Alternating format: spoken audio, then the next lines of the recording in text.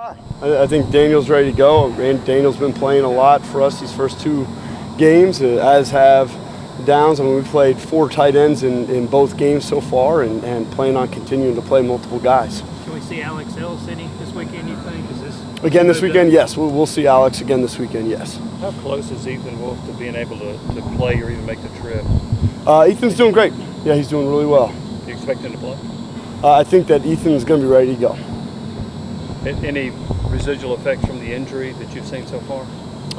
No, not really. He's doing pretty well.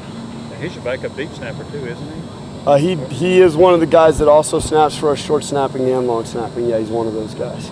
Before he went down Saturday, what did you think of Ethan's production? He'd done a nice job, caught a handful of balls in the game thus far. Blocked pretty well. He's coming along, still progressing and doing a good job, but he's doing a really nice job as far as taking the coaching and getting better with technique day by day. In terms of place kick, is that still up for competition? Is it Aaron's job at this point, or just what's the situation there? As with everything, competition is always ongoing here at Tennessee. So that's with place kicking, that's with kick return, that's with punt return, that's with kickoffs, that's with punting. So with everything that we're doing, it's always going to be competition, and the guy that's performing the best is going to be the one that's going to be out there. How close is Matt Darr to being as consistent as you want him to be? He's doing a good job. He's certainly more consistent than he's been in previous years. He had the last 2 at the end of the game last week were really his best couple punts that he's had so far. There's one I'm sure he would have loved to have had back, but he's been much more consistent than what he had shown up until this year. So we're pleased with Has he been more the consistent progress. in practice also? Yes. Yeah, and I know I've been asked that a lot all through fall camp, and currently he's been performing at a much more consistent rate. And I think that, as with anything, when someone goes out there and performs consistently in practice, you're expecting to see it happen on game day as well, and he's certainly improved in that regard. Where have you seen Daniel Helm progress? Where have you seen him get better since you got him in spring? Basically, where have you seen him going? Well, coming in, Daniel was a guy that really in high school, he was a wide receiver and a linebacker. And he demonstrated physicality as a linebacker, but there wasn't a whole bunch of blocking. And he's been steadily increasing his ability to block, be a true wide tight end, and that's where I think he's made the biggest stride, because there wasn't much asked of him to do that until he stepped foot on this campus. So he's continuing to get better in that regard. Specifically at blocking, how has he gotten better? What is he doing better now as far as blocking?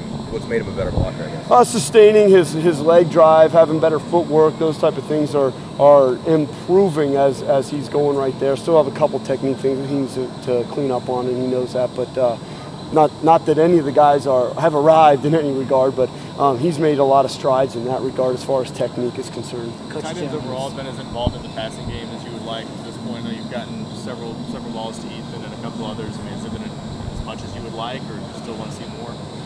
Well, as far as that's concerned, I mean, if they're able to help us in catching balls, that's great, and we've put that in their position a decent amount this year. I mean, last week we had I think Ethan had 5 catches, had another one in the end zone where he caught it, just was out of the back of the end zone. The week before we had 3 different guys catch balls, so it's been good that they've been an asset to us in that regard.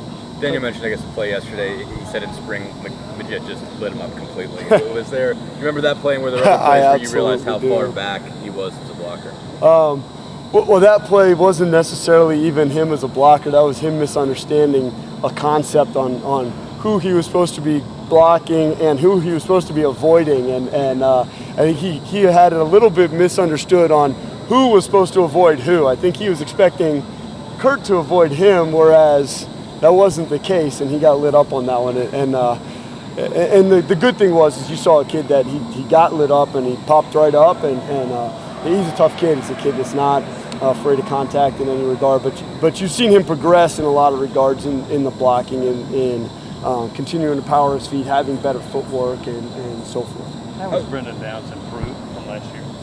Well, he's moving around quite a bit better than he was last year. He's been more consistent in that regard. He's been a more mentally tough individual, which has helped him as far as progress as a player. Coach Jones mentioned Monday that Aaron had a sprained ankle, and that's why he didn't kick off on Saturday. How's that injury progressing along now? Aaron's fine. Aaron, there's no injury, no issue with Aaron in any regard.